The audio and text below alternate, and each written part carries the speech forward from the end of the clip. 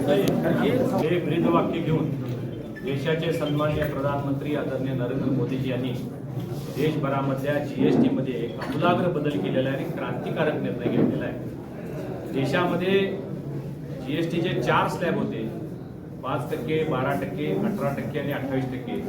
हे 4 स्लॅब उघडून 2 स्लॅब करण्याचा निर्णय घेतलेला आहे। त्यामध्ये फक्त 5% आणि 18%, ज्याच्यामध्ये देशभरातल्या 144 करोड लोकांना, नागरिकांना विविध मार्गाने त्याचा फायदा होणार आहे। लोकांची क्रयशक्ती वाढणार आहे, लोकांच्या हातामध्ये पैसा शिल्लक राहणार आहे आणि त्यामुळे मोठ्या प्रमाणात आपण सेव्हिंग करून मोठ्या प्रमाणात खरेदी करा, अशा पद्धतीचा मूलमंत्र प्रधानमंत्री मोदींनी दिलेला आहे। याचा फायदा ग्राहकांबरोबर उत्पादन क्षमता असणाऱ्या MSME, SME या सगळ्यांना सुद्धा होणार आहे आणि यामुळं देश अर्थशक्तीच्या दृष्टिकोनातून 2047 साली विकसित देश होण्याच्या दृष्टिकोनातून एक महत्त्वाचं पाऊल उचललं गेलेलं आहे। याचा सर्व स्तरातील नागरिकांना, शेतकऱ्यांना, उद्योजकांना, महिलांना मोठ्या प्रमाणात लाभ होणार आहे।